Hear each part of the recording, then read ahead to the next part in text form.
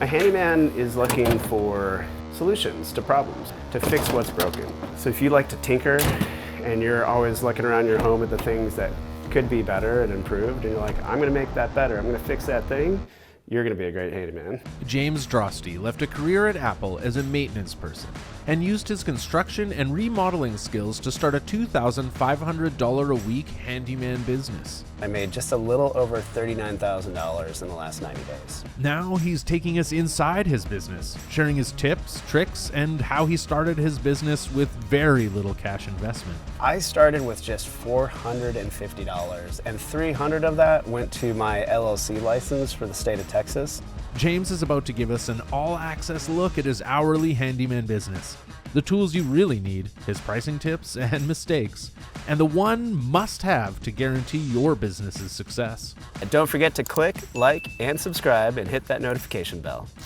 Working in the trades, plumber, electrician, handyman, there's a lot of freedom and a lot of autonomy. Having worked for really large corporations for much of my adult life, I kind of wanted to see what it'd be like if I was my own boss. Just the freedom of choice to kind of decide like what your week will look like, and if I want to maybe take next Thursday off to like take my daughter to Six Flags or do whatever, I can do that. And that in itself is one of my favorite parts of working as a handyman. Pricing yourself is never easy. James found out quickly he started way too low.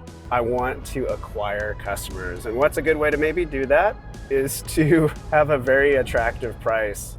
So I started at $25 an hour. For me, I thought, hey, that's a good starting point. That seems fair. When you start adding in your insurance and your vehicle expenses and things like that, it is not enough.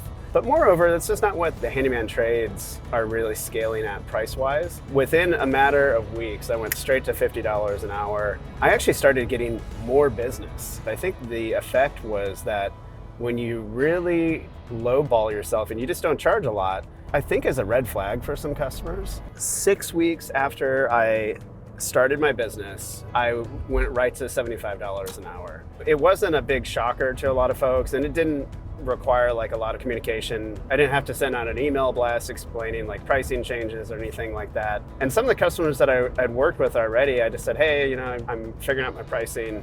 They're actually all pretty understanding about that. With the pricing mistakes behind him, James was finally turning a good profit. Here's how he made it even better. I stayed with that $75 an hour rate for about 4 or 5 months. Starting in December of 2022, I went to $100 an hour. I went to that rate for a few reasons. One, I started to see that as I charged more, sometimes the needs of the customer actually got easier. And by that, what I mean is when I was doing like $50 or $75 an hour, sometimes I would work with a customer and they'd have like a big punch list of things they would want to have completed.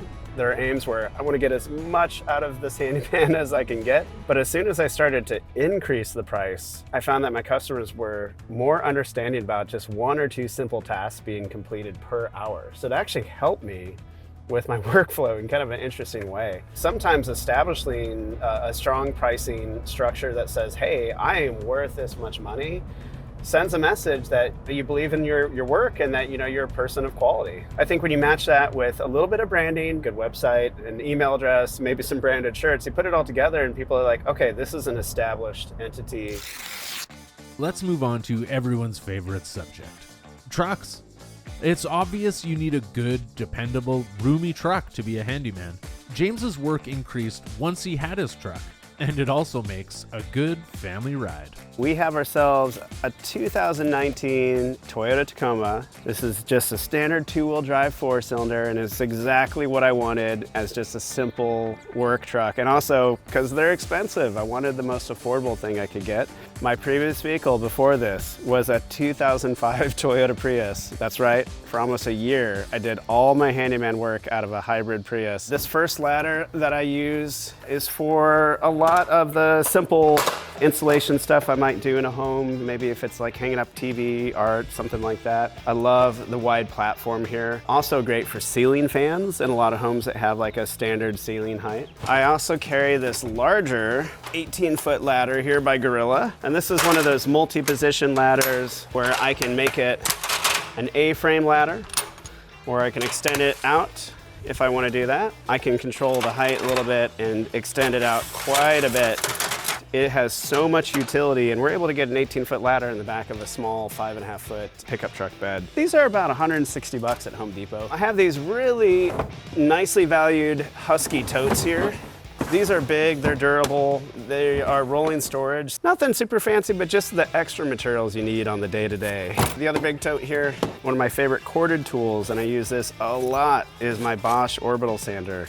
And I have a vacuum attachment here, and in the bed there we've got a canister vacuum that I can attach to the sander, and I can do dustless sanding, which is really important for a lot of customers. When I'm doing like a lot of precision cutting work and I want to get a nice edge here on something, let's say I'm cutting some decking and I need to cut around a deck post. If I'm ever like trying to cut around a shape, let's say it's like a piece of trim, a side profile of a trim, or a deck post or something like that, I've got this nice little tool here that will take the shape of the space, and then I can sort of cut and route out that little area of a piece of wood or something. So in addition to the car seat and the cooler, this is where I keep my batteries. I like to keep them in the temperature controlled environment.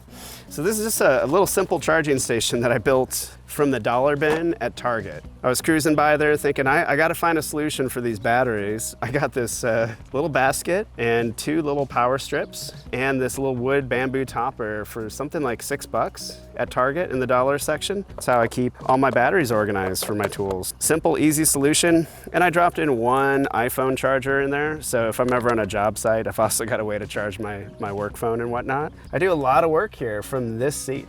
I spend usually 3 points a day in the morning, midday, and evening, just checking up on messages, following up with customers, turning quotes into jobs, turning jobs into invoices and things like that. Really, this is my mobile office. It was a big investment to buy this vehicle. Trucks are expensive, but for me, this is an investment that provides me utility, functionality, and frankly, I just like it. As you get to a point where you start to build your business and your capital is there, it's a good investment to have.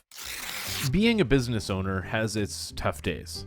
James, what's one of the toughest days you can remember? One of the more challenging days in recent memory was I was helping a homeowner install some new kitchen and bath accessories. So it was a lot of like light duty plumbing, but the home lost power and there was no air conditioning and no lights. It was during the daytime, but when you're inside a home with no lights and no air conditioning, it was a little more challenging. So it was super hot. And I had to take a few more breaks, more water breaks. I carry extra shirts with me and I went through every shirt that day, but I just had that stickiness on my body. That was certainly challenging. It did take me probably twice as long to get that job completed. All in all, that was unfortunate, but not the worst thing in the world. It was just a hurdle, but definitely one of the least enjoyable work experiences I've had in recent memory. As a handyman, it's tempting to want every single tool and gadget under the sun. The list can get pretty long. And where are you going to keep all that stuff? You actually don't need it all. And you don't need to spend a whole lot of money either. I shop for value because I'm a small business owner and I'm trying to scale it, so I'm trying to keep all of my cash in the bank.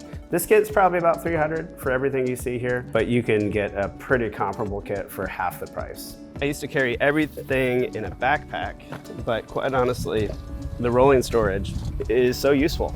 I'm gonna be honest with you, I bought this because it was on sale at Lowe's and I got it for $79. Tons of storage, lots of pockets on the outside and the inside. So, my handyman James, of all the bits and bytes and odds and sods in that bag, what are your essential tools that are a must-have on any job? This is the Metalbo impact driver. It's an 18-volt kit. I can use this for tons of stuff. It has a really good speed control to it. So if you need something that isn't gonna over torque a screw, this is a good tool for that. A nice little light. So I have some lighting underneath the sink area.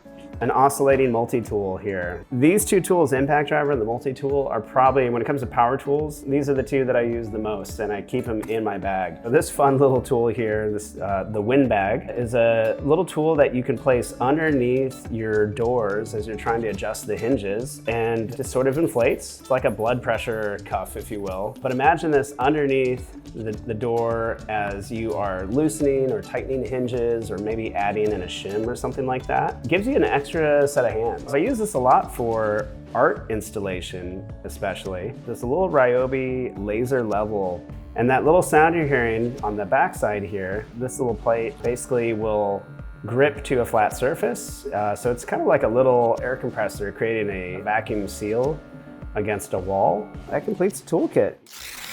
Thanks to some early success, James is facing a new challenge. He has more work than he can do alone. Now that he's found his groove with this career pivot, he wants to really dig in and grow. When I originally formed the idea of becoming a handyman, I didn't know if it was going to be something that I would do for more than a year. I thought maybe this is like a short-term thing that'll kind of get me from the point I was at coming out of a career in the tech industry to that next whatever it was. But as soon as I started to do the work and I realized how much I enjoyed it, this is what I should be doing. As soon as I started to hear like feedback from customers and seeing reviews come through and hearing how much they enjoyed working with me, I knew that this is the right thing for me to be doing right now. I mean, my experience so far has been demand for a handyman has just been pretty busy nonstop. We know folks are living at home and staying at home and working at home more than ever before.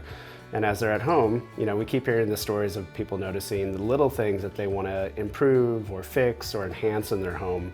So I think in a way that maybe is changing that handyman landscape for a lot of folks. I haven't seen a slow period since I started. And quite honestly, if I wanted to keep growing this business and scaling it to like 2 or 3 more employees, I can do that. And that actually is a plan. What my biggest needs are definitely like a need and a person to help with administrative duties, digital marketing duties. And then I also need my own sort of extra deployable handyman that I can send out to other jobs. Fortunately, I found 2 1099 contractors that I've just sort of built partnership agreements with, and I'm looking for somebody who could do more administrative work. I'm trying to save every bit of money I have to provide like a 6-month payroll cushion so I can hire not a contractor but an actual employee that would do phones and web traffic and work on like maybe some SEO stuff, Instagram, Facebook, that kind of stuff. I want to bring somebody else in to do that so I can kind of be working on the business rather than working in the business all the time.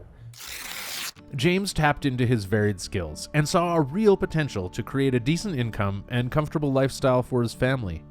He began by establishing some minimum daily and weekly financial goals that allow him to maintain a positive work-life balance.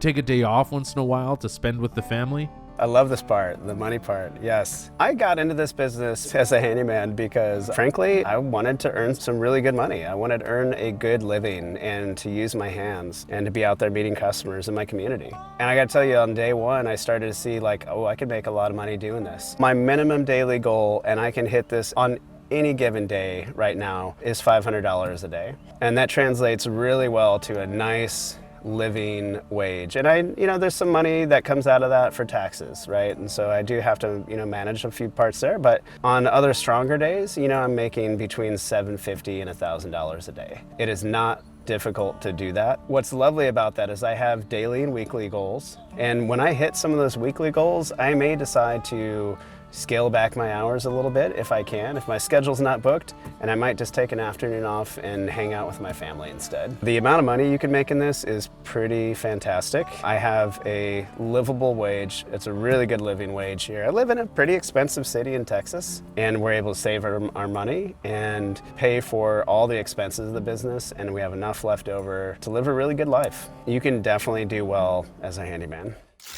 So James, now that you've got this business running smoothly, what's your best advice for someone wanting to do the same? If you love problem solving, you love working with your hands, and you enjoy working with people, then you're gonna enjoy working as a handyman. It's a field that offers almost like instant gratification in that you get to help people and you fix what's broken. It's fun, it's enjoyable work. It does come with some challenges though. On the advice front, a couple things to think about are like work and really focus on all the processes that can help you stay focused on your business and stay attentive to the phone calls and the emails I really recommend people use the technology that's out there. Jobber is incredible for offering tools that help you with this, because if you try to go manual and you do things like on paper and paper invoices and Google Docs and things like that, that in itself is not going to cut it. So technology can really be your best friend in the trades as a handyman. The other thing I'd recommend too is if you have the ability to join networking groups. I'm part of a BNI chapter, chambers of commerce, things like that. These are groups that can really help you meet other tradesmen, and then also, help you meet customers too. Like, they can work as referral partners for you so you can meet more customers out in the community. But the network of relationships I have with different tradesmen just from my BNI group and chamber of commerce stuff, it's been so valuable. I've learned a ton. I have a network of folks if I need to make a phone call for a master electrician or a plumber. I have some great contacts. So get connected with a local chamber of commerce group or a business networking international group or something like that, so that you can start building those relationships and you can introduce yourself as a handyman, but also meet that community that you're really going to need to help kind of keep you going. So, James, one more thing. We know you're busy today, but can you give us the essentials for success as a handyman? To be successful, you have to want to work with people. And that's frankly the best part, because if you enjoy working with others and working with people, you get to meet some amazing customers in this trade. Listening, another really important kind of competency that you have to have. Patience, that's another big one.